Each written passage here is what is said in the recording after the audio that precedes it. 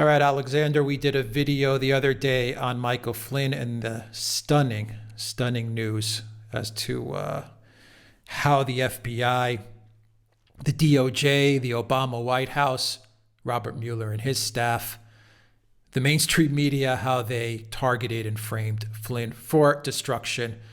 Of course, getting to Flynn was all about getting to Trump and destroying Trump.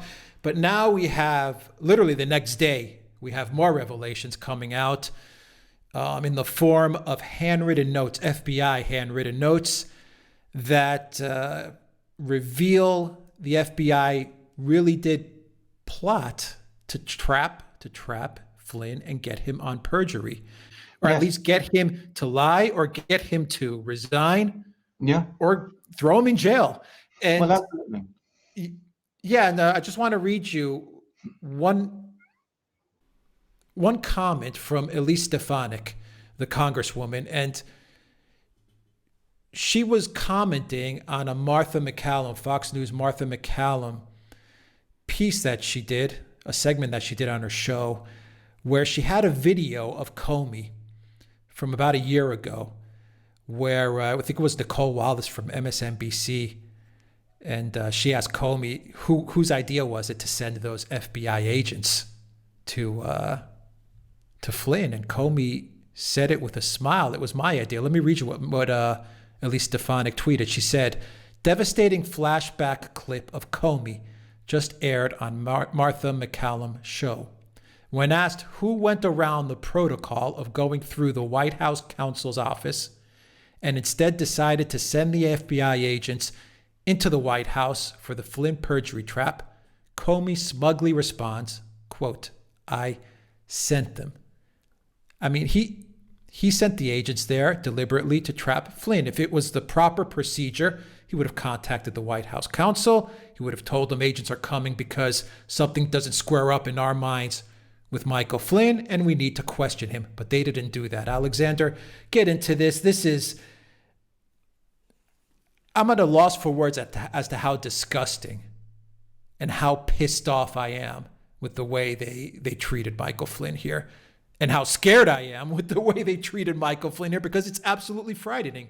Well, it's terrifying. I mean, as I said, I repeat what we've said before in our previous program. He was the national security advisor of the President of the United States. He is a lieutenant general in the U.S. Army, and he is a much decorated soldier. He was also the former head of the Defense Intelligence Agency. So, I mean, if a man like that, someone like that, can be targeted for this sort of thing, then it seems to me that everybody is at risk. I mean, he notionally, at the time when all this was happening to him, was one of the most powerful men in America. And yet he found himself subject to this kind of attack by the US intelligence community, which, remember, reports and participates in the National Security Council, which, as the president's national security advisor, he was running. I mean, it just staggers me. So when you say terrifying describes it exactly. It's the sort of plot, by the way, that used to happen in Stalin's Russia. I mean, it's the kind of thing that if you read the sort of stories of what used to go on in the 30s, and what people like Yezhov and Beria used to get up to, this is on that kind of scale. Obviously, nobody's been killed, but it's just below that. And what I found amazing, and this is the other thing that really stunned me, is that when a conspiracy of this kind happens, when people get round and plot something and do something which is against the law, and we'll come to that in a moment, because I've done some checks about this, but when people do that, they usually are very, very careful to not leave a paper trail behind them. These guys were so confident and so brazen and felt such an incredible sense of impunity as they plotted to bring down the national security advisor of the President of the United States, that they've created a paper trail. They've actually noted it all down. We now have notes, handwritten notes, written by whom, one wonders. I'm sure we'll find that out, in which they say either we'll get him for for perjury, or we'll get him for something else, and we'll get him fired. I mean, it's just shocking. I mean, since when has it been the FBI's job, by the way, to get someone fired? You want me to read you the exact quote, Alexander? So you can Please, comment on please. it? Well, just I mean, I remember. No, I'll read to you exact. But do, I'll read it because to you I think our exact. viewers need to, and also for our new viewers, absolutely. Okay, let me read you exactly what those handwritten notes said, and you can comment on it in further details. Quote, if we get him to admit to breaking the Logan Act, give facts to DOJ and have them decide, end quote. That's one sentence there from the notes. Another part of the notes said, quote, or if he initially lies, then we present him, not eligible. There's a part that's not eligible. And he admits it. Document for DOJ and let them decide how to address it. End quote. Well, there you go. I mean, it's a trap. It was a trap. It was not a real bona fide investigation. They didn't come to Flynn to try to get him to explain or clarify what had happened. By the way, and I come back to this, why was the FBI involved in this business at all? They had the transcripts. They knew what he'd said to Kislyak. They knew that he said nothing on, the Russian ambassador. They knew that he'd done absolutely nothing wrong in those conversations. Why were they even involved? What has it got to do with them? Well, we can see what it has to do with them. They were setting a trap. Now, I have been studying this because, of course, entrapment, well, I said the other day, is a criminal offense. And I thought I'd better just check to see whether in the United States it is. Well, absolutely it is. When the police agencies of the United States engage in this kind of thing, there's all kinds of what are called RICO rules. I mean, I'm not an American lawyer, but it doesn't seem that there is any doubt that this is a crime to act in this fashion. So they were conspiring to commit a crime to bring down the National Security Advisor of the United States. And you've just read you've just read it. I mean, and there are apparently lots of other notes and records and things of which we're going to be getting more and more and more. And even the Judge Sullivan, who has been, in my opinion, extremely prejudiced against Flynn, even she, I think, is now accepting that she's got to, this thing has got out of hand, and she's now making giving instructions that all this information has to be provided. This is as bad as it gets. I mean, if anybody has wanted to has had any doubts about the fact that we were dealing here with a conspiracy, well, now it's there. It's in black and white. It's handwritten. The notes are all there. There's absolutely no doubt about it. These people were altering emails from the CIA to fool to fool and deceive the FISA court, and they were plotting between them to bring down the National Security Advisor. Now, we know some people who were involved. Comey was obviously involved. He's come along and admitted it. I mean, again, how brazen and reckless that is. He goes on television and brags about the fact that he sent the FBI agents in. So we know Comey is involved. You want me to read you while you're on Comey so you can comment on it? I'll read you further to that television, to that interview by Nicole Wallace. I'll read you further a quote that he says, because I'm sure you're going to have a lot to say about this. So after he made the first comment to Nicole Wallace during that interview, he then said this, and this proves without a shadow of a doubt that Comey was one of the ringleaders to trap Flynn. And I quote, I probably wouldn't have done or maybe gotten away with a more organized investigation, a more organized administration. In the George W. Bush administration or the Obama administration, two men that all of us perhaps have increased appreciation for over the last 2 years. Here you have Comey admitting that he took advantage of the fact that the Trump White House was in its early days and was a bit disorganized and off balance, so that he could send those FBI agents, one of them being struck, so that they can trap Flynn. He admits it there. He says, I wouldn't have done this under Obama or Bush because I wouldn't be able to have caught them flat-footed. But Trump, he knew he was going to catch them flat-footed. Well, can I point something out, of course, which is, I mean, first of all, that is again damning. That's absolutely appalling, because what he's basically admitting to there is wrongdoing. That's wrongdoing. He is admitting that he shouldn't. In any other administration, he couldn't have done that. I mean, he wouldn't have wanted to do it, and he wouldn't have been allowed to get away with it. What kind of language is that from a policeman? From the head of the, do policemen get away with things? Those are his words. Those are his words. I mean, let's remember that. But let's go back to those early weeks of the Trump administration. Donald Trump becomes president of the United States. He's inaugurated. He's trying to sort out his administration. He can't. His own attorney general, the person he's nominated for attorney general, that's being held up for weeks by the Democrats. That was Jeff Sessions, who, of course, turned out in the end to be a false friend. But there was no proper control of the Justice Department. The Justice Department was still being run at this time by Sally Yates, the acting attorney general, who was a holdover from the Obama period, and who we all know was deeply hostile to Trump, and I'm going to say this, was clearly one of the plotters. I don't say this out of my head. I mean, all this business of the Logan Act, she came up with. And we also know, because there was a very big article in the Washington Post on the 13th of February 2017. I read it.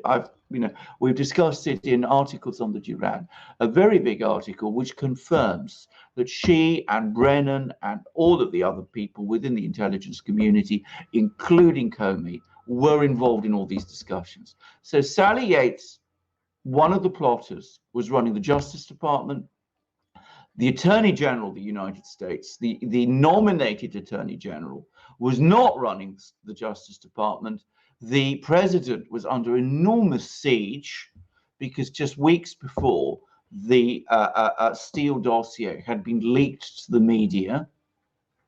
And here we see Comey taking advantage of that and bragging about it. I got away with it. The chief law enforcement officer of the United States uses those words. I got away with it. Yeah, he flat out admits, and he's proud of it. Absolutely. He's proud of it. He brags about it. He brags about the fact that he committed wrongdoing and got away with it. And who else? Who else amongst the plotters? Well, McCabe, obviously. Lisa Page. Lisa Page was also discussing with Strzok how to interview Flynn. Those are in the notes. Exactly. And of course, Strzok himself. So here we go. I mean, all the old, all the rogues gallery that we've been talking about, same people turning up all the time. Can I just add something? This investigation of Flynn was apparently so-called investigation. This interview of Flynn was carried out under the aegis of the Russiagate investigation. Why? What connection did Flynn have with Russiagate? He wasn't named in the Steele dossier. He's not mentioned in the Steele dossier, actually, and not in any important way. His conversations with Kislyak, the FBI has complete transcripts of them because they were listening in. So why was he investigated, and why did they investigate him under that rubric, under the rubric of the Russiagate investigation? If they really believed this paranoid claim that he was there'd been some kind of Logan Act violation, which is nuts, by the way. I mean, it's a crazy idea. The Logan Act, just to remind our viewers, is an act from 1799, which says that private individuals cannot conduct diplomacy on behalf of the United States. I believe in its entire existence, there have been 2 abortive prosecutions and not a single conviction. And the last prosecution was in the 1850s. So it's just nonsense. I mean, that whole idea is just nonsense. Anyway, if they really had thought that, surely they ought to have been investigated, started a new investigation for a potential Logan Act violation, not conducted an investigation under the Russiagate Crossfire Hurricane investigation. And of course, the Crossfire Hurricane investigation was at that very point falling apart because the other people involved in the Crossfire Hurricane investigation were talking to all of Christopher Steele's sources, and they were coming back and saying, well, you know, the Steele dossier is all nonsense. Jeez, what a cluster F. I'm not going to say the word, but what a cluster F. Absolutely. But can I just say, I mean, my memory stretches back far into the past. I mean, I remember Iran-Contra. I remember Watergate. I remember all kinds of things that went on during those times. I never remember a instance of the chief law enforcement officer of the United States, the director of the FBI, bragging that he got away with something. I mean, those are words I never expected to hear from that kind of person. And I never expected to see written documents, handwritten documents, in which they actually systematically and set out in black and white a criminal plot for entrapment, one of whose purposes is to get someone fired. I mean, that again, I never expected in my life to see that. Not because I'm naive, not because I don't know that, you know, tough and bad things happen within government, but I never imagined that these people were so brazen and had such an arrogant sense of impunity that they wouldn't bother to conceal the fact of their own misconduct. Misconduct being an extremely soft word for a terrible thing. Well, I've got 3 questions to ask you, Alexander, and I'll run them through you, and you can I will run them through you, and you can answer them. I'm at a loss for words. People can see. Anyway. Well, doesn't happen to me very often. This was, in the purest definition of the word, a coup d'etat. Yes, absolutely. I mean, you see it there. I mean, correct. I mean, getting away from all the bluster and, you know, over exaggerating things that, you know, we often do as well. Everyone does. But this was a coup d'etat because getting rid of Flynn was all about getting rid of Trump. Correct, absolutely. And of course, this is exactly the same time period when Comey's coming along and meeting Trump and telling Trump, well, you're not being investigated, even as he's clearly investigating Trump, and kept it constructing careful records, by no means necessarily true records, of things that Trump is alleged to have said. So yes, it's a coup d'etat. It's an attempt to remove the president of the United States from office. I mean, they're doing all kinds of things at this time. I'm not sure exactly the time frame now, but I seem to remember that it's about this time also that you have Rosenstein, who's the Deputy Attorney General of the United States, talking about going around with a hidden microphone to actually catch what the president says. I think it's a bit later. It's a couple of weeks later after Comey is sacked. But, you know, it's clear what the agenda is. The constitutionally elected president of the United States and members of the United States' security and intelligence services were plotting against him. If that's not a coup d'etat, what is? I can't think of any other word to describe it. Coup d'etat is the right one, and that's the one I will use. All right. I saw an interview with Andrew McCarthy. I forgot the show. I know it was on Fox News, but I forgot the show. But the question was asked to him, the procedure that should have been followed, or you know, what should have been extended to Flynn if the FBI had any doubts or suspicions about him. And Andrew McCarthy drew an analogy, and I want you to expand on it or give your comments on it. McCarthy said, if this was any other criminal proceedings, he said, if it was a drug dealer, the FBI would have notified that drug dealer. They would have told him, we're coming in to interview you because we've got suspicions about what you've been up to. We're going to ask you questions. You have the right to have lawyers. And we're going to try to make sure that what you're telling us is true or false. And we're going to inform you about the risks that you're going to have when you answer these questions, because if you lie to us, obviously, there are going to be repercussions. What do you think of that comment by Andrew McCarthy? Andrew McCarthy is a brilliant lawyer. He was a federal prosecutor for the Southern District of New York. He knows exactly what he's talking about, and he is absolutely right. And can I also add to those things? Of course, if Flynn had been advised of all of that, he might quite possibly have exercised his right to silence. He might have said to the FBI, I'm not prepared to answer these questions. My conversations with Ambassador Kislyak are classified. I did absolutely nothing wrong. I'm not prepared to answer any questions. Good point.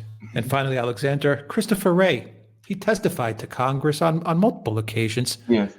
He must have known, and he must still know all these documents that are buried in the FBI that expose this scandal. Why isn't he coming forward? Why did he not come forward? Why did he not say that during testimony? Well, it's been absolutely clear that just like Jeff Sessions, who was Donald Trump's first pick for Attorney General, turned against Trump and basically didn't help Trump. In fact, did everything he could not to help Trump. Christoforou has seen his job as protecting the FBI and the malpractice that happened there. He was appointed to the FBI directly after Flynn got sacked, and he has loyally followed and protected the FBI at every turn. He wouldn't release the information to the House Intelligence Committee that ended up being used in the Nunes memo. Remember that? He dragged his heels about that relentlessly and continuously. And of course, he has similarly dragged his heels about releasing all this information, which exposes the conspiracy, the criminal conspiracy that was carried on within the FBI under his predecessor. All right, Alexander. Final comments that you may have, because to me, I know that everyone's absorbed with CV and the news about the pandemic, and this is a huge story. And if we didn't have the pandemic and the CV, I would like to think that this would be front and center, because to me, this story is about the destruction and the demolition of the United States of America. It's about the destruction of the U.S. Constitution. It's about the destruction of civil rights at its most basic level. It's about the power of the deep state, of the intelligence agencies, of the law enforcement agencies. I mean, I know everyone's focused on CV, and rightly so. It affects everyone's life in a very personal way. But I mean, I can't think of a bigger story to report on than what has happened to Flynn. It's a huge story. I mean, can I just say, this is far worse than Watergate. I mean, we always talk about Watergate. Watergate was very bad. I mean, it was very, very bad. I mean, Nixon covered up the fact that some burglars went into the Watergate building and tape recorded some conversations that happened there. Watergate is a minor event compared to this. This is the intelligence agencies, the security agencies of the United States plotting against the country's constitutionally elected president.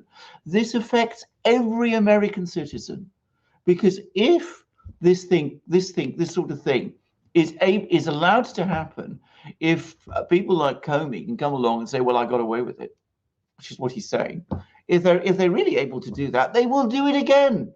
And the United States ceases at that point to become a democratic constitutional republic.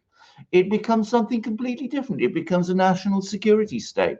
I've just been watching, by the way, a extraordinarily brilliant German TV series set in Weimar, Germany. And that's all about the fact, that you have all these sinister forces working in the background, pulling strings, actually running things in Germany in the 1920s. And of course, we know how that ended. How can we be sure it won't end in the United States in exactly the same way? Every American is as affected by this as they are ultimately by the CV crisis. It may not be so obvious. You may not be, in lockdown because of it. You may not be worried about your health or even your life as a result of it.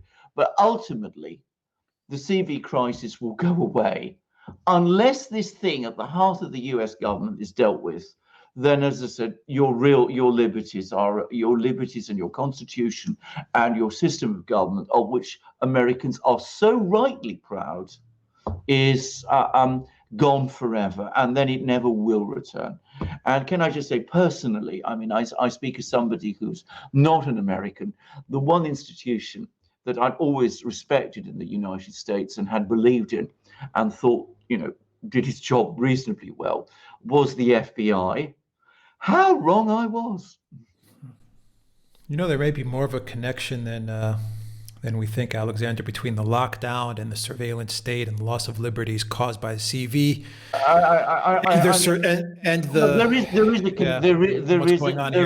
There is a connection. Now, I mean, I know an awful lot of people, disagree with lockdowns, but the fact is, do you want people like this in control of lockdowns, having all that machinery, having all that investigative equipment? I mean, when you have at the heart of government, at the heart of the US government, so much corruption, so much power, combined with that corruption, it becomes deadly. It's absolutely deadly. And as I said, Americans need to think very hard. I mean, we've already had with the Snowden revelations, all the information about how mass surveillance happens. Now we've discovered what the intelligence and security agencies of the United States are prepared to do. And now, of course, we've had, with the lockdowns, if you like, the dress rehearsal for what they could do beyond that. And they've got all the tools. So America needs to think very hard about where it is at this present time. And no American should be under any illusions about how important this Flynn case is. The fact that the neoliberal, the so-called leftist and neoliberal media are not leading with these revelations in itself shows you how important they are. Yeah. Absolutely. I want to see MSNBC, CNN, New York Times, Washington Post. I want to see all the videos that they have on YouTube and all the posts that they have on Facebook and Twitter where they smear Michael Flynn and spread all the lies. I want to see them taken down. I want to see all those posts and all those videos taken down. I want to see their channels demonetized for spreading fake news, for propagating a coup d'etat against the United States president. Alexander, you were onto this. We were onto this. You were specifically onto this from December 4th. I believe 4th was the date, 2017, with your article for the Duran. We have been calling this right over and over and over again. We're the ones that are demonetized. We're the ones that are shadow banned. I know, absolutely. This is exactly the point. And as I said, I mean, Americans need to think about these things. I mean, there is a monster loose at the heart of US government. And all those books and novels extending all the way back to the 50s and 60s about the government being out of control. Well, now it is. That dystopian world that was being talked about then, that's actually now happening. It's arrived. It's arrived. All right. We'll end it there, Alexander. Good video. Guys, subscribe to our channel. Smash that like. Donate to us on PayPal, Patreon, Subscribe Star, and go to the Duran shop. I'll keep it very short and simple. Go to the Duran shop. Help support us. We've got magic mugs. We've got shirts, Alexander. And so will I. I will keep it simple this time because these are troubling things we've talked about. These are not depressing video. These are not troubling things. These are amazing magic mugs, our best mugs in the world, I would remind you. And mugs that I drink from all the time. You will not get better mugs than these, and you will not get better shirts than the ones we are wearing now. I'm wearing a t-shirt this time, but you can see it's also got the double-headed eagle of the Duran there, like all our sheet t-shirts, like our polo shirts, 100% cotton, incredibly fine quality. We also have long sleeve t-shirts, we've got v-neck shirts, we've got hats, hoodies and stickers, and we've also provided you with books on multiple subjects, including one on Russiagate, which we need to update at some point because so much more has come out now. But we've got Russiagate, Ukrainegate, it's also there. We've got a book about that. We've got a book about Epstein. We've got a book about the oil price crash and crisis. And we've also got a book on Brexit, which is a British issue, but nonetheless, an interesting one. So if you come to our shop and you buy these things, you're owning wonderful things, but you are supporting us. I mean, Alex told you during this program about the kind of pressures we face. We face those programs because we do these videos and we write those articles. Alex told you about an article that we did on the 4th of December 2017, in which we outlined the fact that the Flynn case was a case of entrapment. We were saying it long before anybody else was saying it. You want us to continue to say these things, then we need you to support us, because without your support, we can't do it. So come to us, support the Duran, buy these great things for yourself, and Alex will tell you how. We'll end it there. All right. TheDuranShop.com. You'll find a link in the description box down below. Take care, everybody.